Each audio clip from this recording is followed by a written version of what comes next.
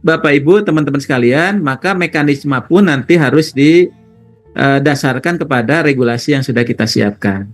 Dan ini Pak Menteri juga sudah menandatangani beberapa keputusan ya terkait dengan mekanisme seleksi P3K tahun 2024. Di mana bahwa pada prinsipnya tidak ada istilah tidak ada seleksi.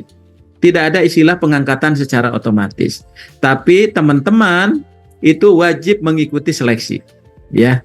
Nah, akan tetapi pelamar itu akan dinyatakan lulus jika berperingkat terbaik. Berarti apa? Ini tidak menggunakan nilai ambang batas. Ya, ini adalah kesempatan bagi teman-teman semua, ya, tenaga-tenaga non ASN itu untuk bisa mengikuti seleksi. Nah, yang paling penting itu kembali lagi ke pemerintah daerahnya. Harusnya tadi menyiapkan jabatan-jabatan bagi mereka yang sudah bekerja di instansinya.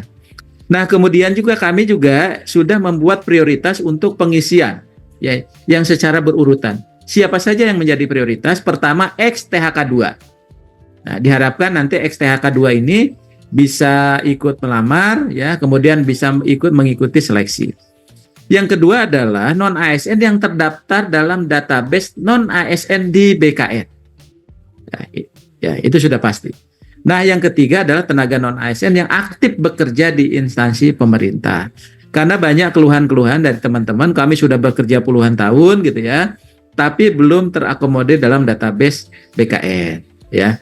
Nah, oleh sebab itu harapannya siapa saja yang mengikuti seleksi melalui mekanisme ini bisa mengisi lowongan formasi ya. Dan yang di luar itu nanti bisa dipertimbangkan untuk menjadi P3K yang paruh waktu. Jadi tidak perlu khawatir. Kenapa demikian? Perubahan status ini jadi penting karena Desember 2024 ini tidak boleh lagi ada statusnya non ASN, gitu ya, non ASN. Nah, ini penting Bapak Ibu sekalian, bagi teman-teman Pemda khususnya melihat prioritas-prioritas ini. Ya. Kemudian yang kedua, ini khusus Kepmenpan 349 ini mekanisme seleksi P3K untuk kesehatan. Ya, ini pun sama nanti pelamar yang dinyatakan lulus itu yang berperingkat terbaik. Ya, kemudian pengisian formasi ini juga diprioritaskan secara berurutan bagi siapa saja. Yang pertama adalah pelamar dengan kualifikasi diploma 4 bidang pendidik tahun 2023. Ini ingin kita beresin. Ya. Jadi kemarin ada beberapa masalah pengangkatan untuk bidang pendidik ini, sehingga kesempatan di tahun 2024 ini sesuai koordinasi kami dengan Kemenkes dan BKN, itu kita beresin di tahun 2024. Untuk selanjutnya ada ex-THK 2, kemudian ada non-ASN dan tenaga non-ASN yang aktif bekerja. Nah, ini bagi JF dokter dengan subjabatan dokter spesialis dan dokter subspesialis, maka pengalamannya itu dapat dihitung sejak kapan? Itu sejak menempuh dokter spesialis dan atau dokter subspesialis. Supaya tidak dirugikan. Karena itu bagian dari pengembangan kompetensi bagi teman-teman yang sekolah dokter spesialis. Karena dokter spesialis itu selain sekolah dia juga sambil bekerja. Ya, sehingga itu dapat menunjang. Kemudian pelamar yang tidak dapat mengisi lowongan formasi dapat dipertimbangkan untuk menjadi P3K paruh waktu. Nah, oleh sebab itu ini adalah solusi kita dalam rangka penyelesaian tenaga non-ASN. Nah, kemudian yang ketiga adalah terkait dengan mekanisme seleksi P3K guru di instansi daerah, ya, di instansi daerah. Nah, di instansi daerah juga sama, pelamar itu dinyatakan lulus jika berperingkat terbaik. Nah, ini pengisian formasinya ini diprioritaskan bagi siapa? Yang pertama adalah pelamar prioritas, ya. Sebagaimana dulu yang memang menjadi prioritas untuk diangkat menjadi guru. Ya, kemudian ada guru ex-THK 2, dia yang terdaftar tapi dengan catatan aktif mengajar di instansi pemerintah. Karena ada juga yang mereka terdaftar tapi sudah tidak aktif lagi mengajar.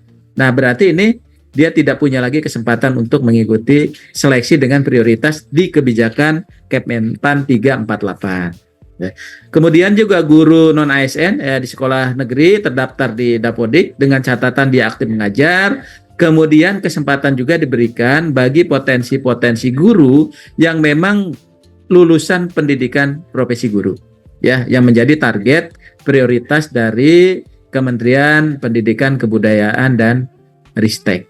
Nah, jika terdapat pelamar prioritas yang berasal di luar instansi pemerintah atau dari sekolah swasta, maka ini harus disyaratkan memiliki surat izin untuk melamar pada seleksi P3K guru dari kepala instansi atau lembaga yayasannya. Ini penting Bapak Ibu teman-teman sekalian, jangan sampai nanti pemerintah yang disalahkan melalui proses ini. Karena apa? Banyak sekolah swasta yang akhirnya dia kehilangan guru-guru terbaiknya. Nah, makanya kalau ada izin berarti kita punya asumsi bahwa gurunya itu sudah terpenuhi di swasta itu. Ya, sehingga nanti tidak ada persoalan di kemudian hari. Kemudian pelamar yang memiliki sertifikat pendidik yang linear dengan jabatan yang dilamar, maka dia akan mendapatkan nilai paling tinggi, ya sebesar 100% dari nilai kompetensi teknis. Artinya, Bapak Ibu sekalian, ini berarti linearitas itu akan terkait dengan kapasitas yang bersangkutan, kompetensi yang bersangkutan. Karena itu adalah wujud pengakuan bahwa orang itu kompeten. Nah, selanjutnya ini juga yang penting, semuanya sama bahwa pelamar yang tidak dapat mengisi lowongan formasi itu akhirnya juga dapat dipertimbangkan untuk menjadi P3K paruh waktu. Nah, oleh sebab itu Bapak Ibu, teman-teman sekalian, harapannya bahwa mekanisme seleksi P3K ini bisa mengakomodir sebanyak mungkin kuota untuk non-ASN. Jadi prioritas di dalam 3 Kepmen ini adalah untuk mereka yang memang statusnya sudah non-ASN, sudah non-ASN di instansi pemerintah, ya instansi pemerintah. Nah, oleh sebab itu ini sudah kita rangkumkan bahwa prioritas secara berurutan itu, ya baik guru maupun tenaga kesehatan, sebagaimana yang saya sampaikan tadi. Namun, Bapak Ibu, teman-teman sekalian, seleksi ini tetap menggunakan CAT-nya BKN, ya, tapi dengan kelulusan terbaik. Dan yang paling penting, ketika kemarin itu ada teman-teman yang kekurangan pengalaman, kami yakin bahwa di tahun 2024 ini, mudah-mudahan pengalaman 2 tahunnya itu sudah rata-rata terpenuhi, ya. Rata-rata terpenuhi, karena kemarin itu baru 1 tahun dan sebagainya. Sehingga pengalaman di bidang kerja itu, ya sesuai dengan kompetensi jabatan itu, yang minimal 2 tahun itu mudah-mudahan bisa terpenuhi untuk jabatan fungsional ahli pertama dengan terampil. Ya, dengan terampil. Jadi terampil itu bisa secara keseluruhan, tapi yang untuk keahlian itu untuk hanya ahli pertama.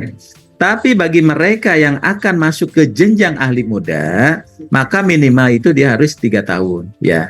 Kecuali bagi jabatan fungsional dosen, ya pengawas sekolah, maupun jabatan fungsional bidang kesehatan. Nah, yang dimaksud aktif bekerja di instansi pemerintah itu selama paling kurang 2 tahun berturut-turut, ya pada saat melamar. Berarti dia bisa di satu tempat atau tempat lain, tapi dia bekerja secara berturut-turut. Nah, namun demikian Bapak Ibu, teman-teman sekalian, mereka itu tetap prinsipnya bisa melamar dengan formasi yang ada itu. Nah, apabila tidak dapat mengisi formasi, maka dapat dipertimbangkan untuk menjadi P3K paruh waktu dengan mekanisme nanti diatur oleh instansi masing-masing. Ya, berapa gaji yang mereka atau penghasilan yang mereka terima, kemudian kebutuhan kompetensi mereka untuk mengisi waktu di pekerjaan ini kira-kira akan diberikan berapa lama, ya.